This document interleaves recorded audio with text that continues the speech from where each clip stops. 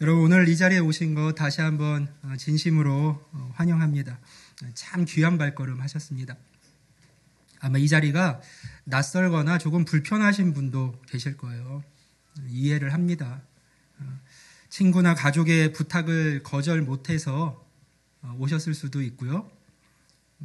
교회는 도대체 어떤 곳인가 하는 호기심에 오셨을 수도 있고요. 또 어떤 분들은 어쩌면 과거 교회에 다니다가 실망하고 상처받은 경험 때문에 오늘도 뭐 뻔한 얘기 하겠지 하는 마음으로 앉아있는 분이 계실지도 모르겠습니다.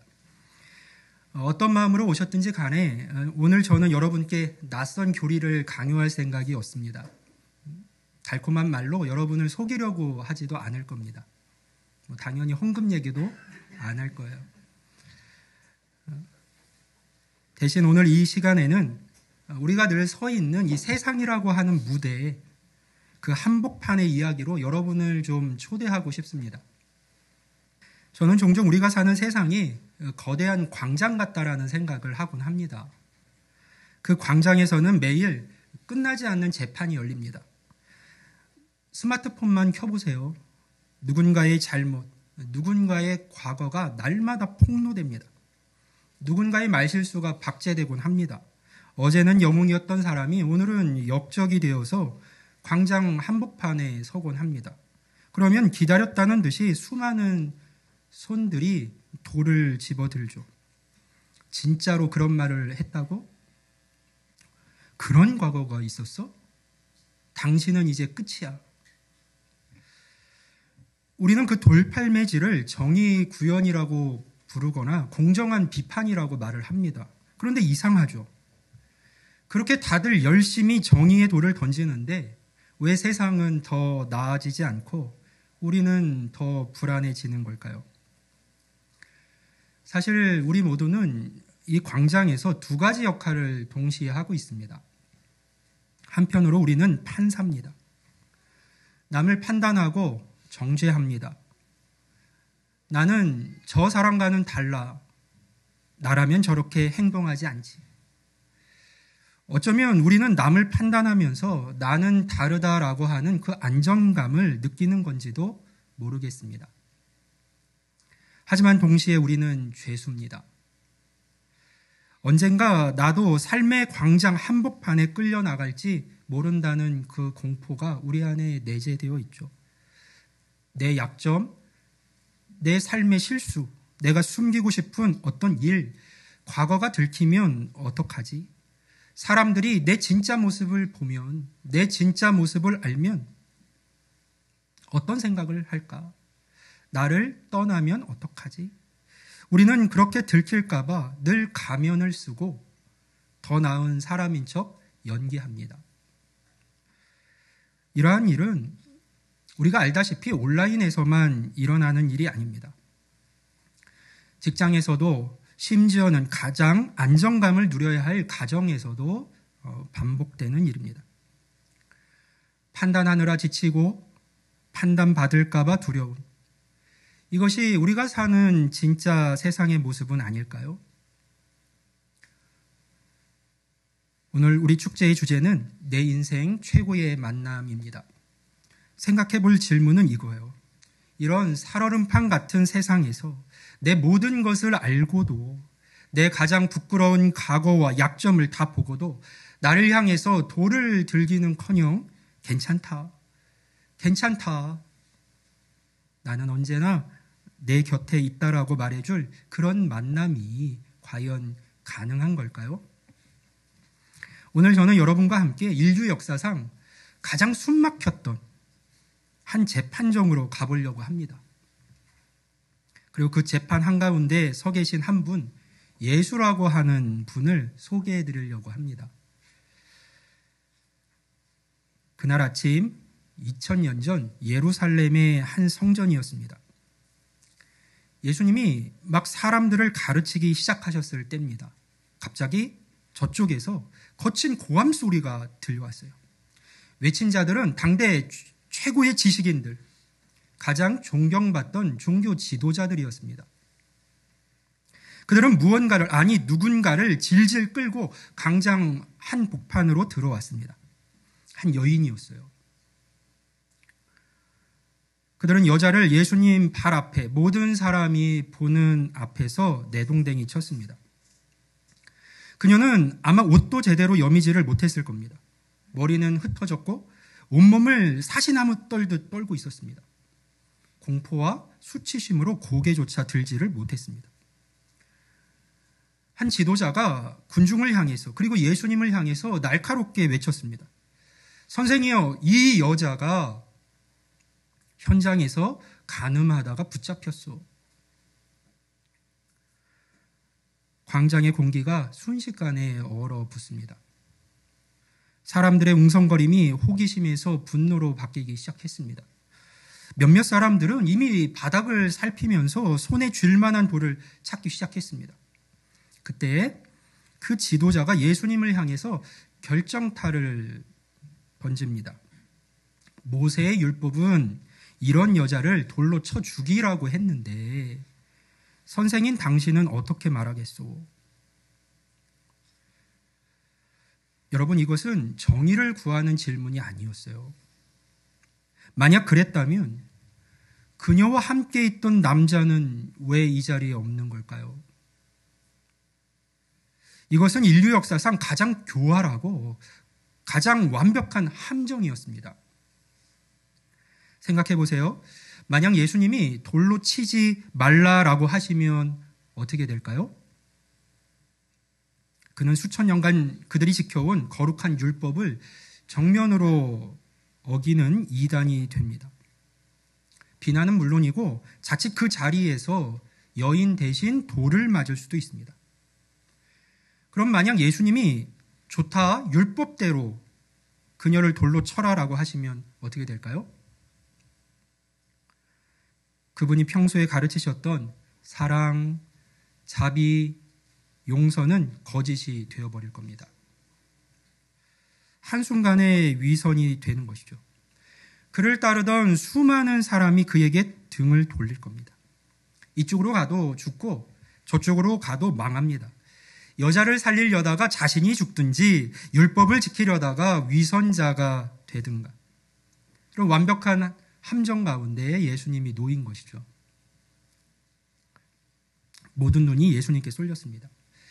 비웃으면서 답을 기다리고 있는 지도자들의 눈, 공포에 질려서 감히 쳐다보지도 못하는 그 여인의 눈, 어떻게 하나 보자라며 돌을 쥐고 기다리는 군중들의 눈.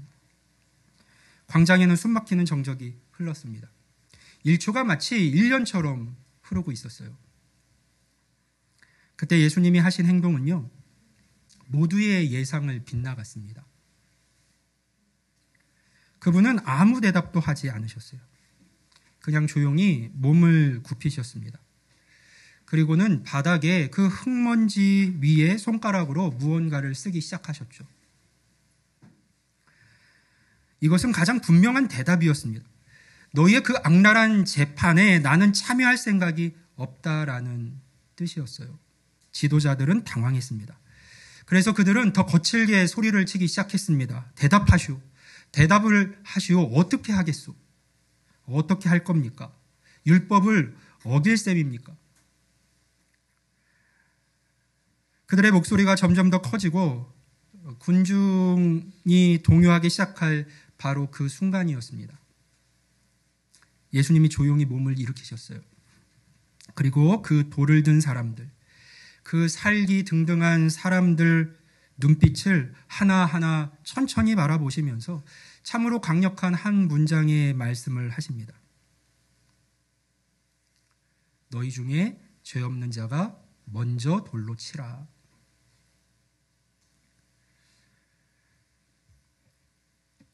광장은 지금 이 자리처럼 물을 끼얹은 듯이 조용해졌어요. 세상에서 가장 무거운 침묵이었을 겁니다. 예수님은 다시 몸을 굽혀서 땅에 글을 쓰기 시작하십니다. 그들에게 스스로를 자신을 돌아볼 시간을 주셨던 것이죠. 그때였습니다. 툭, 누군가의 손에서 돌이 떨어지는 소리가 났습니다. 가장 앞에 서서 여자를 고발했던 가장 나이가 많았던 지도자였습니다. 자신의 죄가 생각이 났던 것이죠. 이웃에게 했던 거짓말들, 지난날 시장에서 속였던 무게, 마음속으로 품었던 음란한 생각, 율법의 핵심인 사랑에서 멀어진 삶. 그가 돌을 내려놓고 돌아서자 툭, 툭 여기저기서 돌이 떨어지는 소리가 들렸습니다. 정의라고 생각했던 그 돌이 사실은 자신을 향한 심판의 돌이었음을 깨달은 거예요. 그 많던 사람들이 자신들이 이겼다고 확신했던 그 지도자들이 아무 말 없이 서로의 눈도 마주치지 못하고 하나둘씩 조용히 광장을 떠나기 시작했습니다. 마침내 그 시끄럽던 광장에는 단 두 사람만 남게 됩니다. 아직도 바닥에 엎드려서 떨고 있는 여자, 그리고 그 여자 곁에 조용히 서 계신 예수님. 예수님이 다시 몸을 일으켜서 그 여인에게 물으십니다. 아마 진심이 담긴 따뜻한 목소리였을 겁니다. 여자여, 그들이 다 어디 있느냐? 너를 고발하던 자들이, 너를 정죄하던 자들이 아무도 없느냐? 여자가 고개를 천천히 들었습니다. 난생 처음으로 자신을 경멸이나 어떤 욕망이 아니라 존중의 눈빛으로 바라보는 이를 그녀는 보게 됩니다. 그녀가 떨리는 목소리로 대답을 합니다. 주님, 아무도 없습니다. 아무도 없습니다. 이제 마지막 순간이 남았습니다. 예수님은 성경에서 말씀하고 있는 바 죄가 없는 분입니다. 그러니까 이 광장에서 유일하게 그녀에게 돌을 던질 수 있는 분이에요. 그런데 그런 그분이 입을 열어서 이렇게 말씀을 하셨습니다. 나도 너를 정죄하지 않는다. 나도 너를 정죄하지 않는다. 가라. 그리고 다시는 이런 삶을 살지 말아라. 새로운 삶을 살아가라.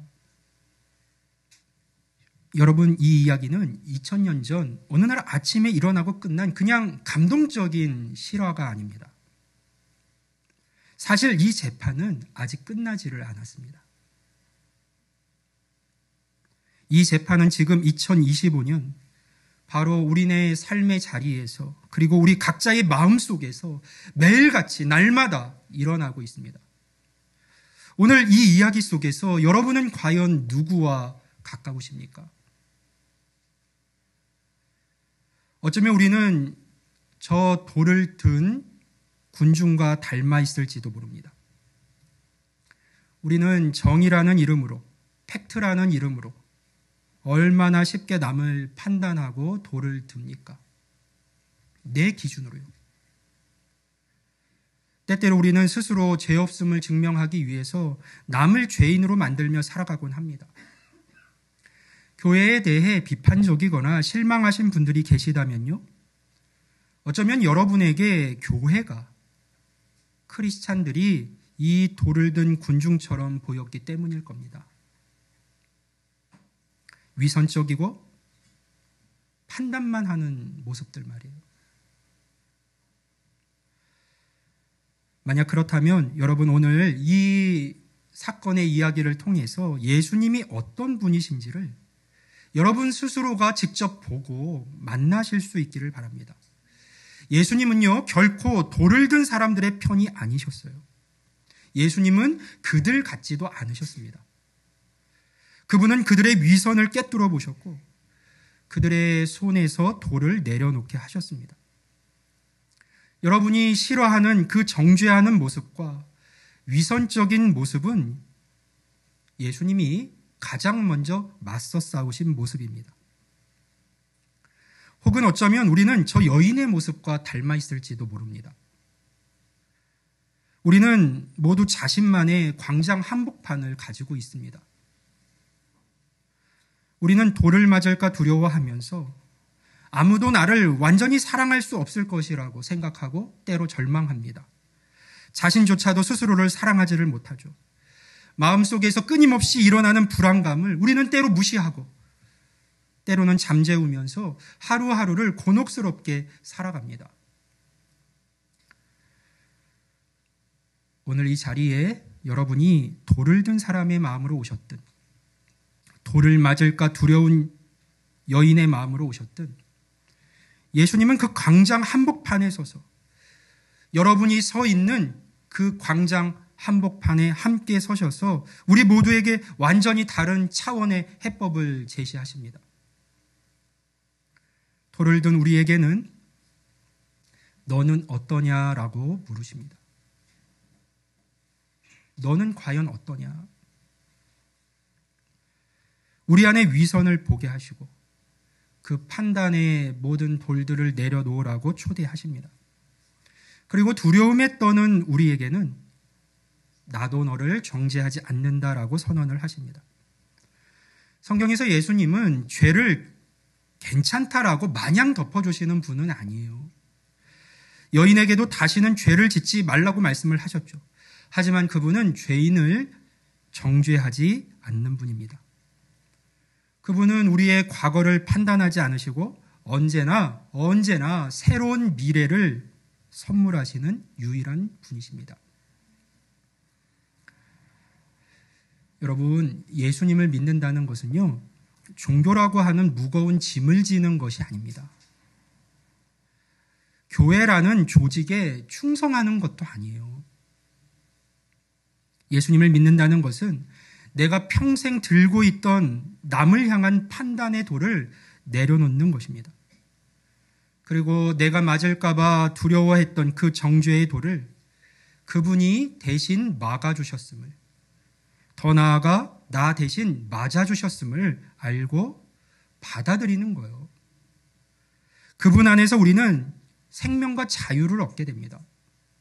세상이 줄 수 없는 기쁨과 평강을 얻게 됩니다.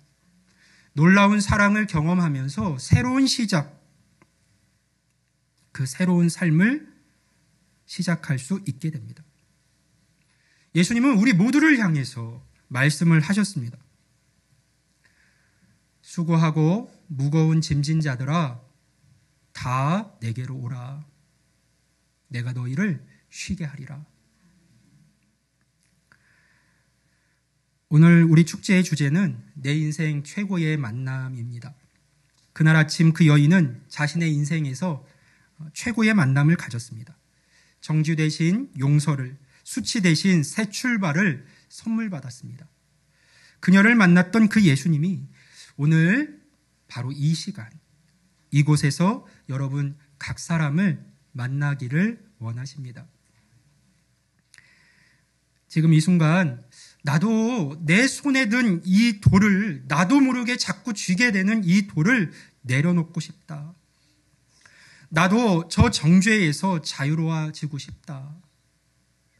내 삶의 광장 그 한복판에 서 있는 이 두려움에서 내가 평강을 얻고 싶다 하는 작은 속삭임이 여러분 안에 있다면 그것은 여러분을 오늘 이 자리로 초청하신 분이 당신의 이름을 부르고 계시는 음성입니다. 바로 예수님이 여러분 마음을 두드리고 계신 거예요. 저는 그 예수님을 만나고 자유와 기쁨을 얻었습니다. 세상은 결코 줄 수 없는 평강도 얻었습니다. 여러분도 그 새로운 경험을 할 수 있었으면 좋겠습니다. 제가 모두를 대표해서 잠시 기도하려고 하는데요. 만약 여러분 중에 오늘 이 예수님을 나도 만나고 싶다 그렇게 결심되는 분이 계시다면 이 기도의 내용을 속으로 같이 따라해 보시면 좋겠습니다. 최고의 만남이 저에게 시작되었듯 여러분에게도 시작될 겁니다. 우리 잠시 눈을 감고 한번 기도를 해볼까요?